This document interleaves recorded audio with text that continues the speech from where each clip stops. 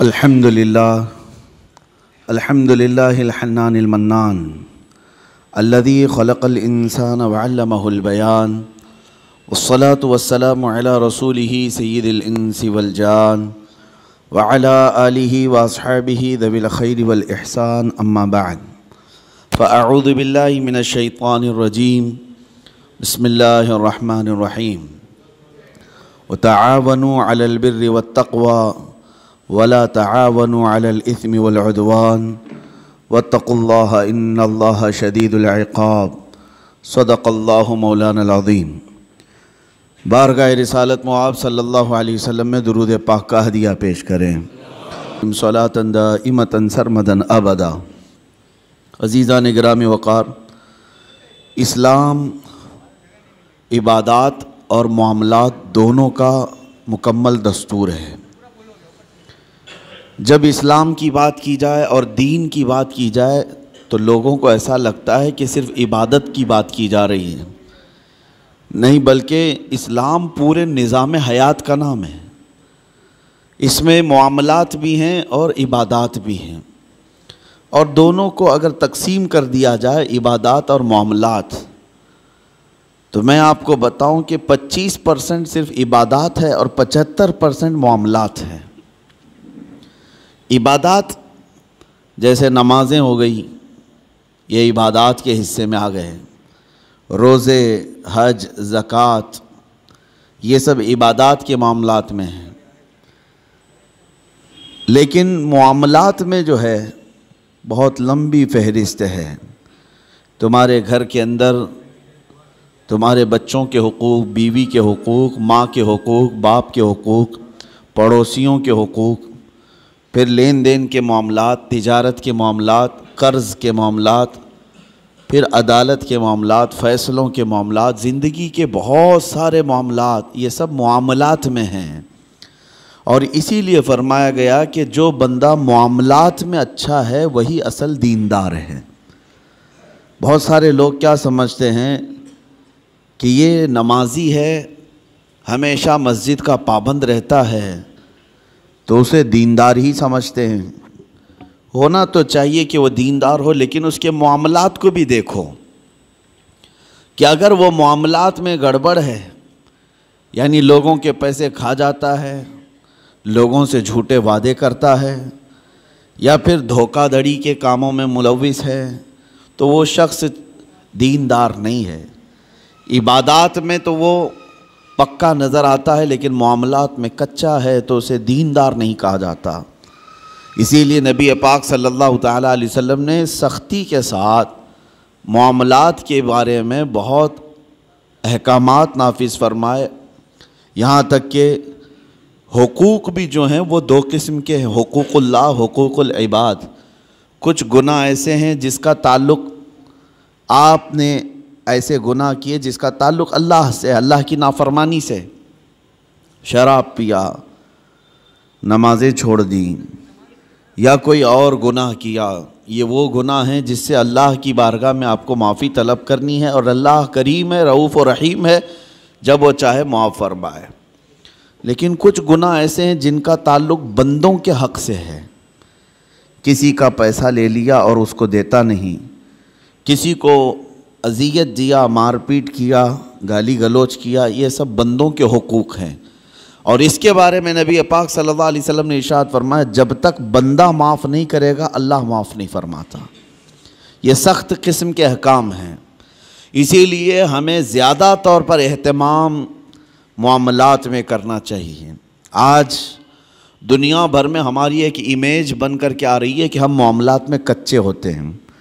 مسلمانوں کے ساتھ لوگ لین دین بند کر چکے ہیں، تجارت کرنے میں ہچکچاتے ہیں۔ ایک دو جگہ نہیں، بہت ساری جگہوں پر میں نے یہ بات اپنے کانوں سے سنی، لوگ کتراتے ہیں۔ کیوں؟ بہت سارے لوگ تجارت کرنے پر لگے تو ہیں، ان کی داڑیاں بھی ہیں، ٹوپیاں ہیں، لیکن وہ جھوٹ بولتے ہیں اور سامنے والے کو دھوکہ دیتے ہیں۔ میں سب کی بات نہیں کرتا، لیکن چند لوگوں کے اس طرح کی حرکات سے اسلام اور مسلمانوں پر ایک عظیم دھبہ ہے، اور یہ بھی فرمایا گیا کہ جب معاملات میں تم کچے ہوگے تو آزمائش میں مبتلا ہو جاؤ گے، مصیبتوں میں گرفتار ہوگے اور برکت اٹھا لی جائے گی۔ جھوٹ بول کر کے آدمی کتنا کما لے گا لیکن اس میں برکت نہیں ہے۔ نبی پاک صلی اللہ تعالیٰ علیہ وسلم ہمارے لیے سب سے بہترین اسوہ ہیں، بہترین آئیڈیل ہیں۔ معاملات میں اللہ کے حبیب صلی اللہ تعالیٰ علیہ وسلم نے جو کردار اختیار فرمایا ہے وہ رہتی دنیا تک اس کی مثال کوئی نہیں پیش کر سکتا، اور اسی اسوہ پر، انہی کے نقش قدم پر چل کر صحابہ اکرام رضوان اللہ علیہ مجمعین نے دنیا میں اپنے ایک عظیم اخلاق پیش کیے معاملات کے بارے میں، چاہے وہ پڑوسیوں کے معاملات ہوں، چاہے وہ لین دین کے معاملات ہوں، چاہے وہ عدالت کے معاملات ہوں۔ بندوں کے حقوق کے سلسلے میں صحابہ بہت الرٹ تھے، بہت ہی زیادہ الرٹ تھے۔ حضور پاک صلی اللہ تعالیٰ علیہ وسلم جس بارے میں سب سے زیادہ مشہور تھے مکہ میں، آپ کے اعلان نبوت سے پہلے کی بات کر رہا ہوں، آپ کو جو لقب سے مکہ کے کفار پکارتے تھے وہ صادق الوعد الامین، امانتوں کا سچا آدمی اور وعدے کا پکا آدمی۔ حضور پاک صلی اللہ تعالیٰ علیہ وسلم کو اس لقب سے وہ پکارتے تھے، سچ بولنے والا اور اپنے وعدے کا پکا آدمی۔ حضور اکرم صلی اللہ تعالیٰ علیہ وسلم ایک مرتبہ مدینہ طیبہ سے گزر رہے تھے، ایک قافلہ تھا، طارق المحاربی نام کے ایک راوی ہیں، انہوں نے پوری ایک لمبی حدیث روایت کی ہے۔ کہتے ہیں کہ ہم لمبے سفر سے آئے تھے، ہمارا قافلہ تھا، ہمارے قافلے میں ایک لال رنگ کا اونٹ بھی تھا، سرخ اونٹ جس کو کہتے ہیں، اور اس زمانے میں سرخ اونٹ کی بڑی قیمت ہوتی تھی، بہت مہنگا اونٹ ہوتا تھا۔ حضور پاک صلی اللہ تعالیٰ علیہ وسلم کا گزر وہاں سے ہو رہا تھا، آپ رک گئے، ان لوگوں سے خیر خیریت پوچھی، کہاں سے قافلہ آ رہا ہے، کہاں جا رہا ہے، اور پھر اس کے بعد اس اونٹ کو نبی پاک صلی اللہ علیہ وسلم نے دیکھا اور پسند فرمایا، اور ان سے کہا کیا تم یہ اونٹ مجھے بیچو گے؟ اس قافلے والوں نے کہا ہم بیچیں گے۔ قیمت کتنی ہے؟ ان لوگوں نے بتایا اتنی کھجوریں، یعنی ہم باغیچے کی اتنی کھجوریں لیں گے۔ انہوں نے ایک قیمت بتائی، حضور پاک صلی اللہ تعالیٰ علیہ وسلم اس پر راضی ہوئے، کہا کہ ٹھیک ہے اتنی کھجوروں پر میں راضی ہوں، اونٹ میرے ہاتھ دے دو۔ ان لوگوں کا جو قافلے کا امیر تھا اس نے اونٹ اٹھایا اور حضور کے ہاتھ دے دیا۔ اس وقت رسول پاک صلی اللہ علیہ وسلم کے پاس نہ کھجوریں تھیں نہ کوئی سامان تھا، لیکن حضور اونٹ کی رسی اپنے ہاتھ میں لیے اور مدینے کی طرف چل پڑے۔ قیمت تو ادا نہیں ہے، ان لوگوں میں سے کسی نے پوچھا بھی نہیں۔ حضور صلی اللہ تعالیٰ علیہ وسلم اونٹ کی رسی پکڑ کر مدینے کی طرف چل پڑے، جبکہ یہ سرخ اونٹ بڑا قیمتی ہوتا تھا، انہیں احساس بھی نہیں تھا، اندازہ بھی نہیں تھا قیمت لینے کا۔ جب حضور آنکھوں سے اوجھل ہو گئے تو قافلے میں بات چیت شروع ہو گئی، کیا قیمت مل گئی؟ تو انہوں نے کہا نہیں، قیمت تو انہوں نے دیا نہیں ہے، طے تو ہوئی ہے اتنے کھجوروں کی قیمت ہے اس اونٹ کے بدلے، لیکن انہوں نے دیا تو نہیں۔ سب ایک دوسرے کو کوسنے لگ گئے کہ ایک انجان آدمی کے ہاتھ میں اونٹ کیسے دے دیا، ہم انہیں جانتے نہیں، پہچانتے نہیں، ان کے ہاتھ میں ایک سرخ اونٹ کیسے دے دیا؟ وہ تو آنکھوں سے اوجھل ہو گئے، اب انہیں ڈھونڈے گا کون؟ یہ باتیں بڑھتی گئی، امیر قافلہ کو لوگ کوستے رہے کہ تو نے ایک بڑا نقصان کیا ہے۔ قافلے میں ایک خاتون تھی، ایک عورت تھی، اس عورت نے ہنگامے کو ٹھنڈا کیا اور کہا قریب آ کر لوگوں جھگڑو مت، اس لیے کہ میں نے اس چہرے کو دیکھا، وہ جھوٹا چہرہ نہیں ہو سکتا، ان کی باتوں کو میں نے سنا ہے، وہ شہد سے زیادہ میٹھی ہیں، ان کے بیٹھنے اور اٹھنے کے انداز کو میں نے دیکھا ہے، وہ دنیا کا کوئی عظیم آدمی ہے، انتظار کیوں نہیں کرتے؟ یہاں تک کہ شام ہو گئی اور رات ہو گئی۔ رات کو قافلہ جہاں پڑاؤ کیا تھا سب اپنے اپنے خیموں میں موجود تھے۔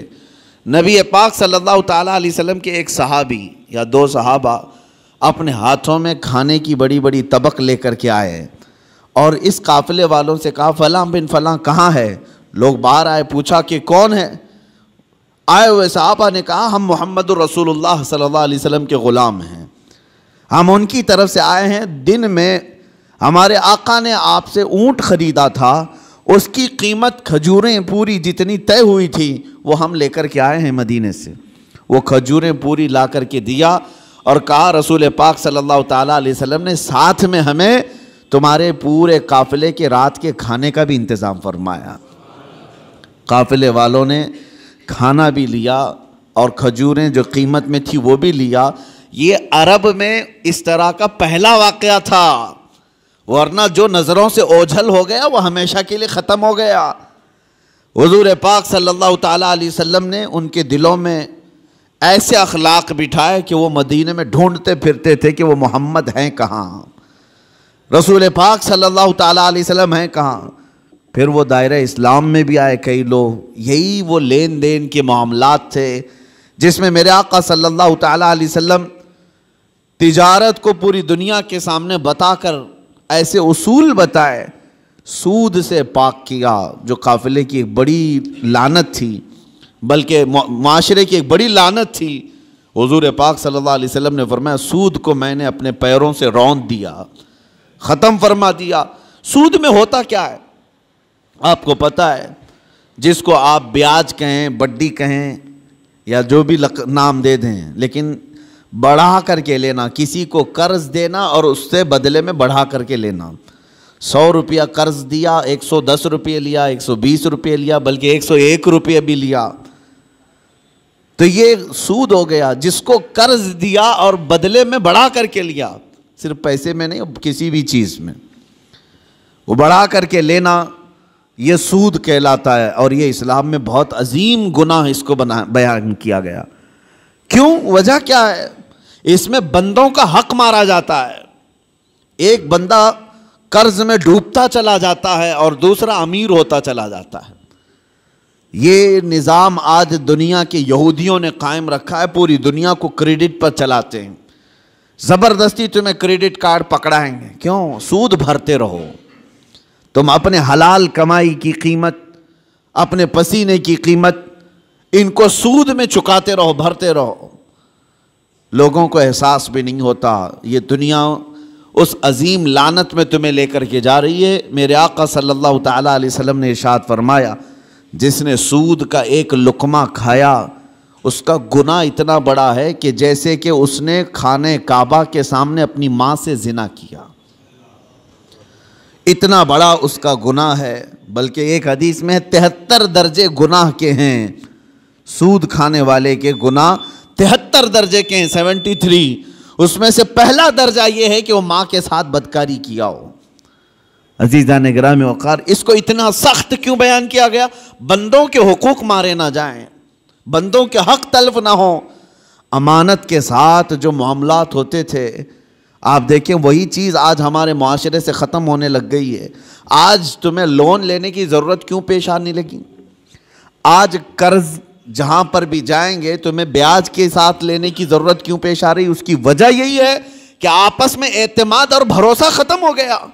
قرض حسن کون دینے والا ہے آج ایک مسلمان اٹھے اور دوسرے کے پاس جائے اور کہے کہ مجھے 5 لاکھ کی ضرورت ہے، اللہ ماشاء اللہ، کون ہوگا؟ قریب سے قریب ترین دوست بھی منہ پھیر لیتا ہے۔ اس کی وجہ صرف ایک طرفہ نہیں ہے، 2 طرفہ ہے۔ قرض لینے والا اور قرض دینے والا دونوں کے درمیان اعتماد کا رشتہ نہیں ہے۔ کچھ لوگ قرض لیتے ہیں لیکن وہ دینا نہیں چاہتے، یہ بھی بندوں کے حقوق کی پامالی ہے۔ ان کو کیوں دیا جائے قرض؟ لوگ ڈرتے اسی لیے کہ 5 لاکھ دوں کہ 1 لاکھ دوں، یہ تو دینے کا نام ہی نہیں لیتا۔ اور کچھ لوگوں کی لت پڑ جاتی عادت، اس سے بھی مانگا اس سے بھی مانگا اور قرض میں ڈوبتے چلے گئے، وہ ایسے بھکاری بن جاتے ہیں کہ ان کے لیے دروازے بند ہو جاتے ہیں۔ حدیث پاک سنو، رسول کریم صلی اللہ علیہ وسلم ارشاد فرماتے ہیں جس نے قرض لیتے وقت یہ سوچا کہ دیکھا جائے گا ادا کرنے کی اس کی نیت نہیں تھی، حضور صلی اللہ تعالیٰ علیہ وسلم فرماتے ہیں اس پر اللہ تعالیٰ زمین کو اور تنگ کر دیتا ہے، اس کے لیے دروازے تنگ ہو جاتے ہیں۔ اور فرماتے ہیں کہ جس نے قرض لیا اور دینے کی نیت تھی اور یہ سوچا کہ میری ناک زمین پر رگڑ جائے لیکن میں اس کا حق دوں گا، حضور فرماتے ہیں اللہ اس کے لیے روز دروازہ کھولتا ہے، اس کے لیے اسباب پیدا کرتا ہے۔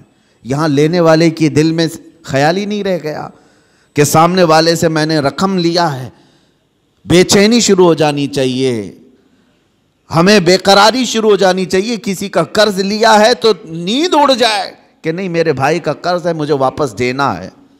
لیکن یہاں معاملات ایسے نہیں رہ گئے جس کی وجہ سے آج دنیا نے تمہیں سود کا عادی بنا دیا. اب کون دیتا ہے قرض حسن؟ قرض حسن کا مطلب کیا ہے؟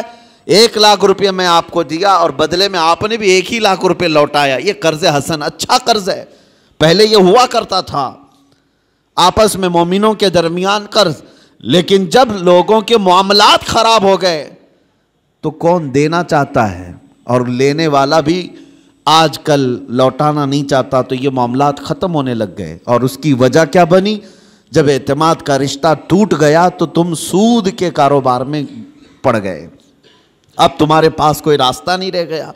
جاؤ بینکوں سے لون لو یا غیر مسلموں سے بھاری سود میں قرض اٹھاؤ اور اپنے کام کرتے رہو.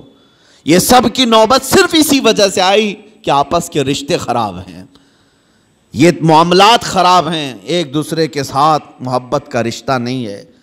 عزیزان گرامی وقار, یہ کام صرف ہم نے اپنے ہاتھوں تباہ کیا ہے, اپنے ہاتھوں برباد کیا ہے. آپ کو اندازہ ہو ایک صحابی حضور صلی اللہ تعالیٰ علیہ وسلم کے پیچھے نماز پڑھتے تھے اور صبح فجر کی نماز میں بہت جلدی بھاگ کر چلے جاتے تھے, سلام پھیرتے ہی نکل جاتے.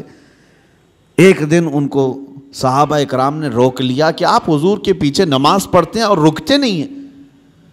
اللہ کے رسول صلی اللہ تعالیٰ علیہ وسلم سے ان کی شکایت بھی کی. حضور صلی اللہ علیہ وسلم نے ان سے پوچھا کیا بات ہے فجر کی نماز میں اتنی جلدی بھاگ جاتے ہو؟ اس صحابی نے جواب میں کیا عرض کیا, کہا یا رسول اللہ صلی اللہ علیہ وسلم میرا گھر اور ایک یہودی کا گھر دونوں متصل ہے, لگے ہوئے ہیں, اور اس یہودی کے گھر کے آنگن میں ایک کھجور کا درخت ہے جس کی شاخیں میرے گھر کے آنگن میں بھی آتی ہیں, اور صبح صبح پکی کھجوریں میرے آنگن میں گر جاتی ہیں. میں اس لیے بھاگ کر جاتا ہوں کہیں میرے بچے جلدی اٹھ کر کے وہ کوئی کھجور کھا نہ لیں. میں وہ کھجوریں جمع کرتا ہوں اور اپنے پڑوسی کو اس کی امانت لوٹا دیتا ہوں. روز میرا یہ کام ہے. مجھے ڈر لگا رہتا ہے کہ کہیں میرے بچے وہ ناجائز کھجوریں نہ کھا لیں, پڑوسی کی کھجوریں جو ہمارے آنگن میں گری ہیں. یہ صحابہ کے اخلاق تھے. وہ یہودی تھا پڑوسی, اس کی ایک کھجور کھانا بھی انہیں گوارا نہیں تھا. کیا ہم نے بچوں کی یہ تربیت کی ہے؟ دوسرے کا مال نہیں اٹھانا چاہیے.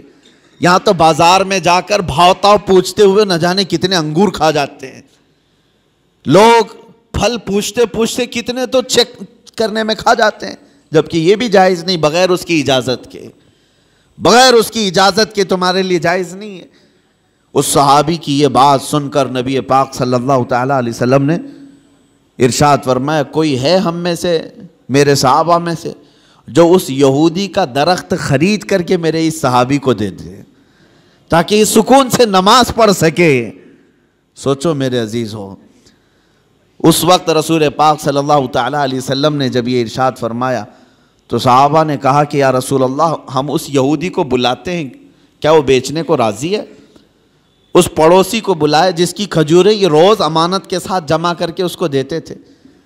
وہ آیا, حضور صلی اللہ علیہ وسلم نے پہلے اس سے کہا کہ تو یہ اپنا درخت میرے اس صحابی کو دے دے. کہا کہ ایسے تو نہیں دے سکتا. کہا بدلے میں تو جنت کی کھجوروں کے درخت لے لے. اس نے کہا مجھے اس چیز پر یقین نہیں ہے, اگر بیچنا ہے تو میں قیمت میں بیچوں گا. جب حضور نے یہ جنت کی بات کی تو صحابہ جو بیٹھے تھے اس میں سے ایک صحابی حضرت ابو الدحداء وہ کھڑے ہوئے, کہا یا رسول اللہ صلی اللہ علیہ وسلم اس ایک درخت کے بارے میں آپ نے فرمایا ہے کہ جنت کے درخت ملیں گے, کیا یہ میں اگر خرید لوں تو مجھے بھی ملیں گے؟ میں اگر خرید کر کے اس صحابی کو دے دوں؟ حضور صلی اللہ تعالیٰ علیہ وسلم نے ابو الدحداء سے کہا اگر تم خرید کر کے دیتے ہو تو اللہ تجھے بھی بہترین باغیچہ عطا کرے گا. وہ حضرت ابو الدحداء اس یہودی کا ہاتھ پکڑ کر کے باہر لاتے ہیں, چلو ہم ڈیل کرتے ہیں, ایک درخت میرے بھائی کو تجھے دینا ہے, بدلے میں بتا کیا لینا چاہتا ہے, کیا لینا چاہتا ہے. وہ مانتا نہیں تھا. حضرت ابو الدحداء کون صحابی ہیں میں آپ کو بتا دوں, اوالی مدینہ, مدینہ کا ایک علاقہ جہاں آج بھی اوالی اس کو کہتے ہیں, مسجد قباء کے قریب, وہاں کے کھجوریں دنیا کی سب سے بہترین کھجوریں مانی جاتی. اوالی مدینہ دنیا کی سب سے بہترین کھجوریں, مدینے میں بھی اوالی مدینہ کی کھجوریں سب سے اعلیٰ, اور اوالی مدینہ میں سب سے حسین و جمیل کسی کا باغیچہ تھا تو حضرت ابو دحدہ کا تھا. بہترین گھر بھی تھا اس باغیچے کے اندر اور بہترین خوبصورت باغیچہ جس میں نہر بھی تھی. حضرت ابو دحدہ نے کہا کہ اس یہودی سے تو مجھے جانتا ہے؟ کہا کہ تجھے مدینے کا کون آدمی نہیں جانتا، تو ابو دحدہ ہے. باغیچے کے نام سے ہی لوگ جانتے ہیں، حسین و جمیل باغیچہ ہے. حضرت ابو دحدہ نے کہا کیا تو اس بات پر راضی ہے کہ میں وہ پورا باغیچہ اس ایک درخت کے حوالے دیتا ہوں چاہتا ہوں، یہ ایک درخت تو دے دے میرے اس بھائی کو، میں باغیچہ پورا دے دوں. اس یہودی نے کہا کیا مذاق ہے یہ، کیسا مذاق ہے؟ اس نے کہا رسول اللہ کی بات پر میں کبھی مذاق نہیں کرتا اور نہ ہی مسلمانوں کو یہ زیب دیتا ہے، میں معاملات کر رہا ہوں تیرے ساتھ. اس یہودی نے کہا کوئی بات نہیں، درخت میں دینے کو تیار ہوں. ابو دحدہ نے وہیں پر جو کچھ لکھنا پڑھنا تھا سب کر لیا، بیچ دیا، نہ کوئی قیمت لینی تھی اس سے، کچھ نہیں. ایک درخت جو یہودی کے آنگن میں تھا بس وہی خریدنا تھا، وہ بھی اکھاڑ کر کے نہیں، وہ درخت تو وہیں رہے گا نا، لیکن ملکیت اس مسلمان کی ہوگی، صحابی کی. اس بات پر طے ہوا، باغیچہ بیچ دیا گیا. اب حضرت ابو دحدہ اپنے باغیچے کے باہر آئے، سنیے، باہر آئے اور باہر سے اپنی بیوی کو پکارا، یا ام الدحدہ، اپنی بیوی کو زور سے پکارنے لگے. تو ان کی بیوی اندر باغیچے کے اندر اپنے حسین و جمیل گھر میں تھی. وہاں سے آواز سن کر کے کہتی ہیں کیا بات ہے کہ تم اندر نہیں آتے، باغیچے کے باہر سے مجھے آواز دے رہے ہو؟ ابو دحدہ نے کہا میں نے باغیچہ بیچ دیا، تو بھی باہر آ جا. عورتیں تو عورتیں ہوتی ہیں، لیکن وہ کمال کی عورتیں تھیں. وہ باہر نکلی اپنے گھر سے اور کہتی ہیں ابو دحدہ مجھے تمہاری عقل پر پوری زندگی سے زیادہ یقین ہے، یقیناً سودا کیا ہوگا تو بہترین سودا کیا ہوگا، ایسے تو تم اتنا حسین باغیچہ بیچ نہیں سکتے، اگر بیچا ہوگا سودا کیا ہوگا تو بہترین سودا کیا ہوگا. وہ گھر سے اسی وقت نکل آئی. ابو دحدہ گھر باغیچے میں بھی نہیں گئے، گھر میں بھی نہیں گئے. یہودی سے کہا آج سے تیرا ہے یہ باغیچہ. وہ باہر آئی، خاتون پوچھا کتنے میں تم نے یہ باغیچہ بیچا ہے؟ تو حضرت ابو دحدہ نے ہنس کر کے کہا میں نے یہ رسول اللہ کے ہاتھ میں بیچا ہے، جنت کے ایک باغیچے کے حوالے. اللہ تبارک و تعالیٰ کے رسول جسے وعدہ کریں وہ جھوٹا نہیں ہوتا. ام دحدہ نے ہنس کر کے کہا مجھے میری جان سے زیادہ تمہاری عقل پر یقین تھا، یقیناً تم نے جو سودا کیا وہ دنیا کا سب سے عظیم سودا ہے. چلو یہ نہیں ماتم کیا کہ کیسے بیچ دیا، کس کو کس کی باتوں میں آ کر کے کیا کر دیا. وہ خاتون بھی صحابیہ تھیں، رسول پاک صلی اللہ علیہ وسلم پر ایمان رکھتی. تو باہر آئے یہ دونوں لوگ. اب سنیے، وہ یہودی جو ہے رات کو اپنی بیوی کے پاس آتا ہے اور ہنستا ہے. مسلمانوں سے بڑا بیوقوف میں نے کسی کو دیکھا نہیں. انہوں نے میرے آنگن میں موجود ایک درخت کے بدلے مدینے کا ایک حسین و جمیل باغیچہ میرے ہاتھ میں دے دیا، لیکن یہ بھی تو دیکھو کہ درخت تو وہ ہمارا ہی رہے گا، وہ ہمارے آنگن میں ہے، درخت کو کون اکھاڑے گا، کون نکالے گا.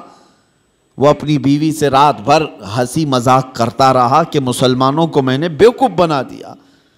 اور وہ صحابی جو صبح نماز سے فوراً بھاگ کر اپنے گھر آتے تھے کھجوریں چننے کے لیے، آج وہ مسجد نبوی میں حضور کے پیچھے نماز پڑھ رہے ہیں، سکون و اطمینان کے ساتھ نماز پڑھتے رہے. اور اس کے بعد نماز ہو گئی تو حضور صلی اللہ تعالیٰ علیہ وسلم نے صحابہ سے کہا کہ چلو اس صحابی کے ساتھ چلتے ہیں وہ درخت دیکھنے کے لیے، اس لیے کہ کسی کا گمان ہے کہ اس نے مسلمانوں کو بیوقوف بنا دیا. حضور پاک صلی اللہ تعالیٰ علیہ وسلم صحابہ کے ساتھ آئے اور اس صحابی کے گھر کے پاس جو یہودی کے آنگن میں درخت تھا، صحابہ فرماتے ہیں جب ہم قریب پہنچ کر کے دیکھے تو وہ درخت خود اکھڑ کر کے اس صحابی کے آنگن میں آ چکا تھا. خود ان کے آنگن میں وہ درخت موجود تھا. عزیزان گرامی وقار، یہ لمبی حدیث ہے، اس میں مجھے جو عرض کرنا تھا وہ یہی تھا کہ اس صحابی کے عمل کو دیکھو کہ وہ ایک مشت کھجوریں بھی اپنے بچوں کو ناجائز طریقے سے نہیں کھانے نہیں دینا چاہتے. ہمارے معاملات جب خراب ہو گیا تو لوگوں کا اعتماد اور بھروسہ بھی نکلنے لگ گیا. یہاں لوٹ کھسوٹ ایسی کچھ چیزوں کی میں نشاندہی کرتا ہوں کہ اللہ کا عذاب کس قوم پر آیا تھا. ایک بہت بڑی قوم حضرت شعیب علیہ السلام کی قوم, ان کے بارے میں قرآن میں ہے وَيَا قَوْمِ أَوْفُوا الْمِكْيَالَ وَالْمِيزَانَ بِالْقِسْطِ وَلَا تَبْخَسُوا النَّاسَ أَشْيَاءَهُمْ. حضرت شعیب علیہ السلام اپنی قوم کو بار بار ڈراتے تھے کہ ماپ تول میں کمی مت کرنا, ناپ تول میں کمی مت کرنا, برابر انصاف کے ساتھ لوگوں کو غلہ دیا کرو. وہ لوگ کیا کرتے تھے جس کو ڈنڈی مارنا کہتے ہیں, یعنی کلو کے کانٹے میں جو ہے فرق کر دینا, اور کہیں سے کچھ نہ کچھ سیٹنگ کر کے مال تھوڑا سا سامنے والے کو کم جائے. اس گناہ میں مبتلا تھی وہ قوم, اور اس کو اللہ کے نبی حضرت شعیب علیہ السلام اس قوم کو ڈراتے رہے, یہ زمین میں فساد ہے, اس چیز سے باز آؤ. وہ باز نہیں آتے تھے. جانتے ہو ناپ تول میں کمی کرنے کی وجہ سے اللہ کا بھیانک عذاب ان پر آیا, بہت سخت ترین عذاب آیا. قوم شعیب ہمیشہ کے لیے ہلاک کر دی گئی, اس کو قوم سمود بھی کہتے ہیں. حضرت شعیب علیہ السلام کی قوم پوری ہلاک و برباد ہو گئی, ناپ تول میں کمی کرتی تھی. آج ہو سکتا ہے کہ ترقی یافتہ دور میں ناپنے کی چیزیں بدل گئی ہوں, لیکن اگر اس میں بھی کوئی خیانت کرتا ہے ایک ذرا برابر بھی, وہ اللہ کے عذاب میں گرفتار ہوگا. اس کی برکتیں ختم کر دی جائیں گی, اس کے چہرے کی رونق ختم کر دی جائے گی. اسی لیے میرے عزیزو, ان معاملات میں پابند ہو جاؤ اور دیکھنا کہ ہمارے معاملات بالکل صحیح ہو جائیں گے. غیر مسلموں کے حالات تو آج ایسے کہ وہ لوگ اس چیز پر سختی کرتے ہیں. ان کی مارکیٹ میں سب ایک دوسرے کے تعاون کرنے والے ہیں, اور مومنوں میں ایک دوسرے کا تعاون کرنے والا نہیں. مارکیٹ میں اگر 4 دکانیں تمہاری ہیں, تمہاری تجارت زیادہ ہونے لگ گئی تو بغل والے کو حسد ہونے لگ گیا. سوچتے کہ میرا بھائی تو ہے, نہیں, حسد ہونے لگ گیا.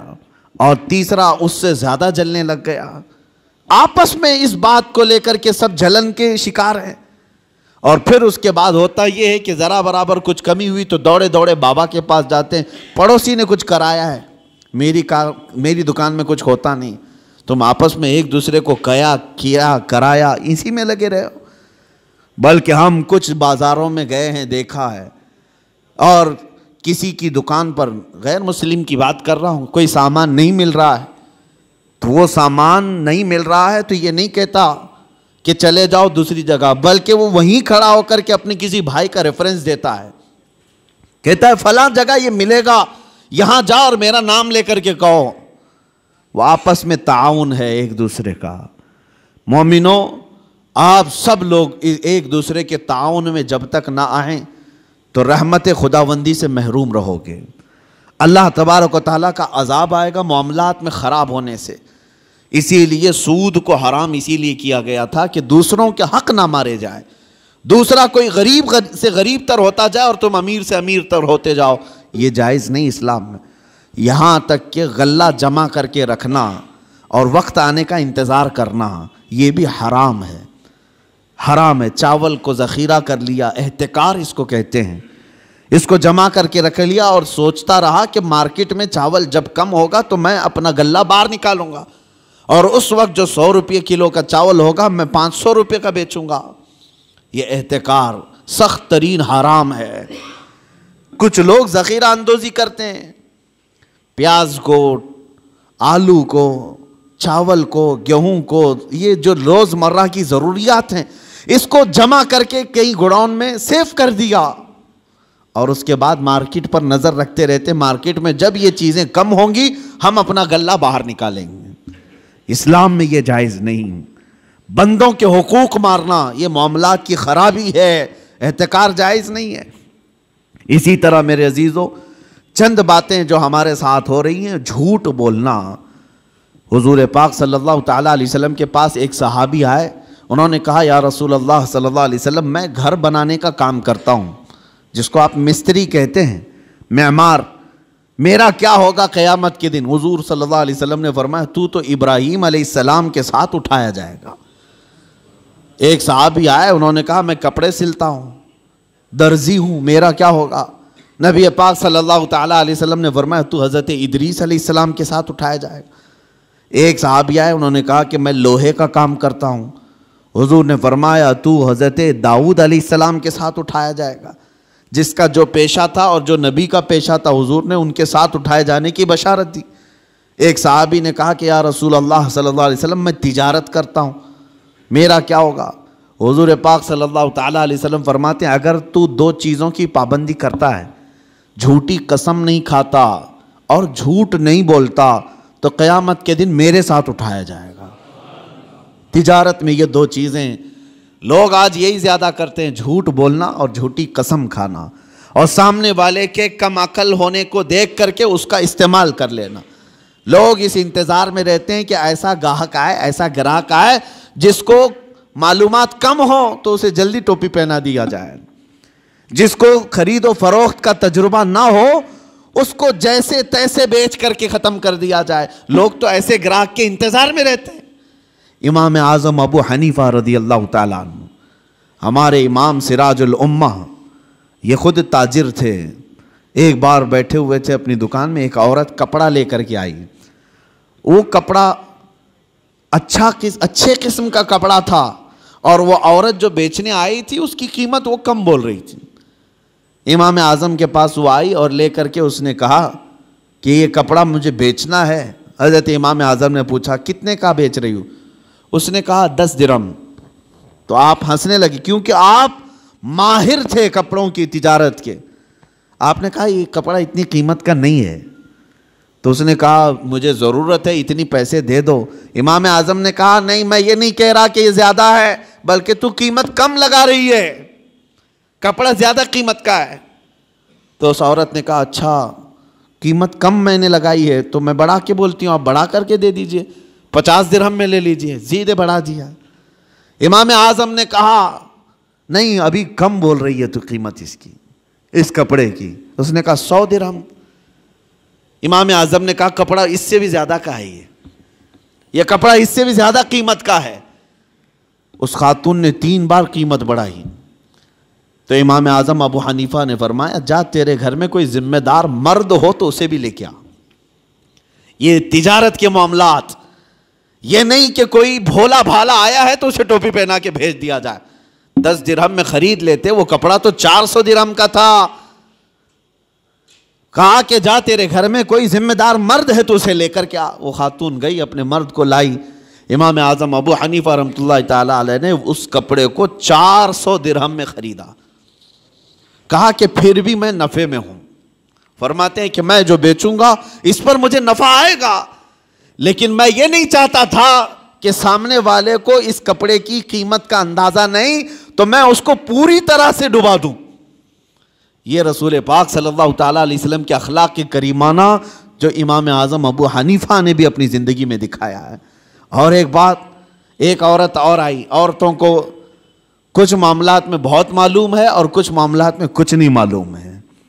وہ کبھی کبھار مارکیٹ میں صرف اسی لیے جاتی ہیں کہ گراتی رہیں یا اٹھاتی رہیں۔ بہرحال ایک خاتون آئی اور اس نے کہا امام اعظم ابو حنیفہ رحمۃ اللہ تعالیٰ علیہ کے پاس ایک کپڑا تھا ریشم کا، اور اس عورت کے پاس کچھ ہی پیسے تھے۔ اس عورت نے کہا میں ایک غریب عورت ہوں، مجھے آپ ایک کپڑا ایسا بیچو جس میں آپ نفع مت لینا مجھ سے۔ وہ کہا جاتا ہے نا مدل مل جائے، یہاں تو سب ہر کوئی یہی دعویٰ کرتا ہے جتنے کا پڑا ہے اتنے کا بیچ رہا ہوں آپ کو، پھر دکان کیوں کھول کے بیٹھا ہے؟ ہر کوئی یہی کہتا ہے کہ مجھے جتنے کا پڑا ہے اتنے میں دے رہا ہوں آپ کو۔ امام اعظم ابو حنیفہ رحمۃ اللہ تعالیٰ علیہ کے پاس عورت آئی، کہا ایک کپڑا مجھے دیجئے، اس پر آپ نفع مجھ سے مت کمائیے، باقی سب سے نفع تو لیتے ہی ہیں۔ تو امام اعظم نے کپڑا اٹھایا اور کہا لے لے اس چیز کو۔ تھان تھی، کہا کتنے؟ کہا 4 درہم۔ اس عورت نے کہا مجھ بڑھیا کا مذاق مت اڑائیے، وہ کپڑا جو ہے قیمتی تھا۔ امام اعظم ابو حنیفہ فرمانے 4 درہم۔ کہا میں سچ بول رہا ہوں، 4 درہم میں لے لے۔ وہ خاتون کہتی ہے ایسا کیسے ہو سکتا ہے اتنے کم قیمت کا؟ امام اعظم ابو حنیفہ رحمۃ اللہ علیہ فرماتے ہیں میں نے اس کے ساتھ ایک اور کپڑا خریدا تھا، یعنی جب میں اس کپڑے کو دکان میں لایا تھا 2 تھان تھے میرے پاس، اور ایک تھان بیچ کر کے میں نے پورا نفع لے لیا۔ اب یہ کپڑا صرف مجھے 4 درہم کا پڑتا ہے، تھا وہ 100 درہم کا۔ لیکن امام اعظم ابو حنیفہ فرماتے میں نے دوسرے والے اس کے ساتھ لائے ہوئے کپڑے میں اپنا نفع اور خرید و فروخت جتنے میں ہوئی تھی سب میں نے وصول کر لیا ایک کپڑے میں.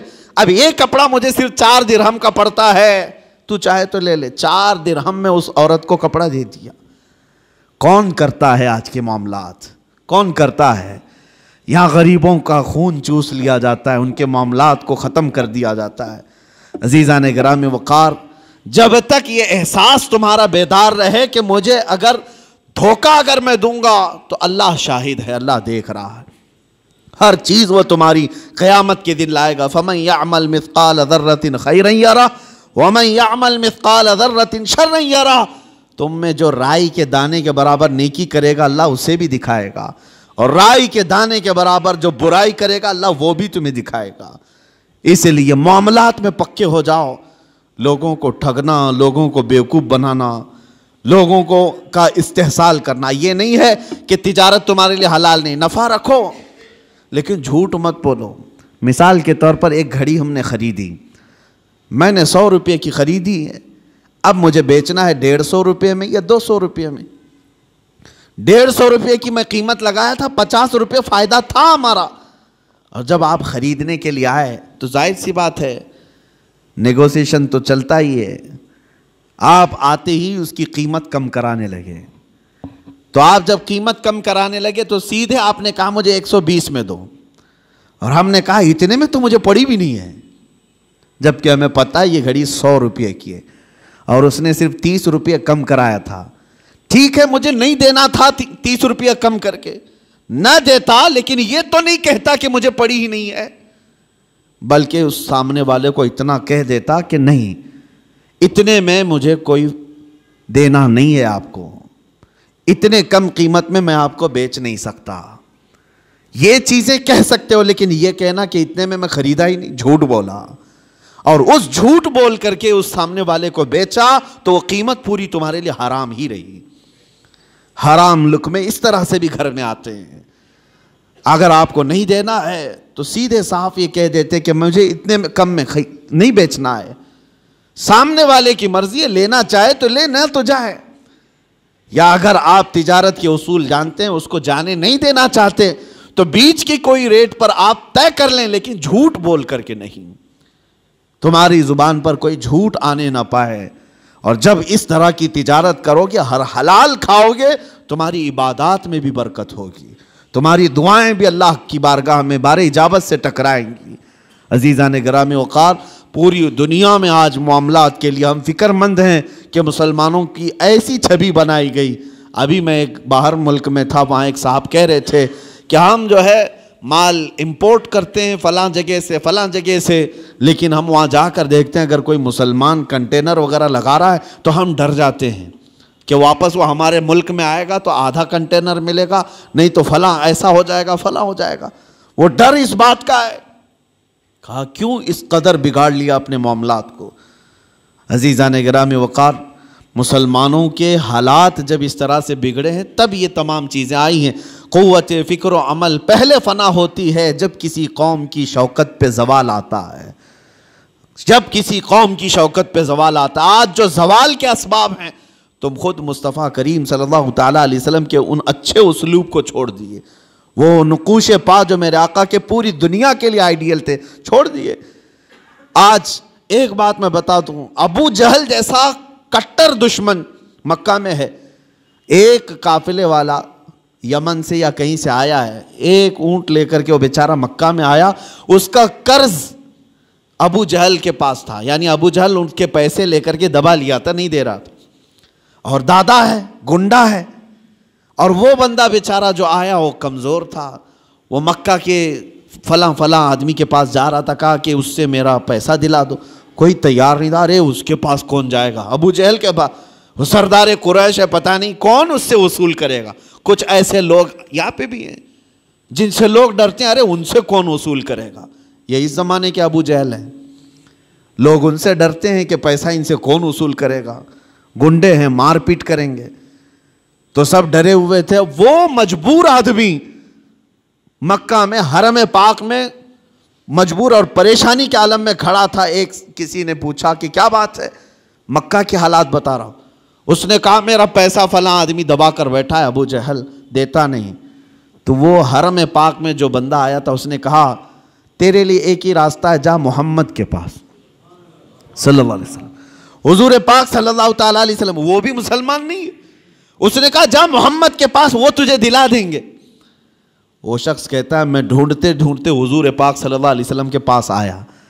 یہ حضور پاک صلی اللہ تعالیٰ علیہ وسلم کے حالات اس وقت، کیا آپ بہت بڑے پیسے والے تھے؟ کیا آپ اس وقت حالات میں مکہ والوں کے اس طرح سے مضبوط مالی اعتبار سے؟ لیکن وہ شخص آیا، حضور ایک جگہ بیٹھے ہوئے تھے، آتے ہی رو پڑا. کہا آپ محمد ہیں؟ کہا فلاں شخص مکہ کا ابو جہل، اس کو دوسرے نام سے پکارا جاتا تھا. کہا وہ پیسے میرے لیے ہے اور دیتا نہیں ہے اور ڈراتا الگ ہے. حضور پاک صلی اللہ علیہ وسلم نے اس سے کہا رو مت، چل میں تیرے ساتھ چلتا ہوں. حضور اس شخص کے ساتھ آئے اور کہا کہ ڈھونڈتے ہیں.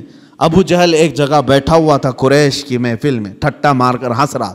سیدھے اس محفل میں میرے آقا صلی اللہ علیہ وسلم تشریف لائے، کسی کی روح رعایت نہیں، سیدھے سامنے کھڑے ہو کر کہا ابو جہل یہ بندہ مجبور اور پریشان ہے، کیا تیرے پاس اس کا مال ہے؟ تو نے اس سے قرضہ لیا ہے؟ ابو جہل نے کہا ہاں میں نے لیا ہے. کہا کب دے گا اس کے پیسے؟ اس کے پیسے کب دے گا؟ وہ ایسا ذلیل ہوا وہاں پر کہ حضور کے پاک کے 2 جملے تھے، وہ فوراً گیا اور مال لا کر کے اس مجبور آدمی کو لوٹا دیا. نبی پاک صلی اللہ تعالیٰ علیہ وسلم کا وہ جلال جو کٹر دشمن ہے، جانی دشمن ہے، لیکن حضور کے اخلاق و کردار کے سامنے ٹک نہ سکا. حضور معاملات میں اتنے پکے تھے کہ حضور کو کوئی ٹال نہیں سکتا تھا. کہ اگر ابو جہل کے لیے حضور صلی اللہ علیہ وسلم نے یہ کہہ دیا کہ تو معاملات میں خراب ہے اور اس کے پیسے نہیں دیتا، تو پورے عرب میں اس کی بدنامی تھی اور وہ اپنی بدنامی نہیں چاہتا تھا. لایا مال دے دیا. یہاں پر سے یہ پتا چلتا ہے خود میرے آقا صلی اللہ تعالیٰ علیہ وسلم نے اپنے معاملات بھی صحیح رکھے اور کسی دوسرے کو ظلم ہوتے ہوئے بھی دیکھنا پسند نہیں فرمایا. یہ ہونے چاہیے ہمارے معاملات کہ ہم کسی کو ٹھگتے ہوئے بھی نہ دیکھیں. اگر کوئی بیوقوف بن رہا ہے تو اس کا ہاتھ پکڑے اٹھائیں. کہا تو نقصان اٹھائے گا، تو نقصان اٹھائے گا. یہ مومنوں کے جب تک ہمارے معاملات صحیح نہ ہوں گے آپ کس رحمت کے انتظار میں ہیں؟ اللہ کریم ہم سب کو ہمارے عبادات میں اور ہمارے معاملات میں پختگی عطا فرمائے. مولا کریم ہمیں سچی امانت داری اور دیانت داری عطا فرمائے. حضور پاک کے نقش قدم پر چلنے کی توفیق عطا فرمائے. وآخر دعوانا ان الحمدللہ رب العالمین.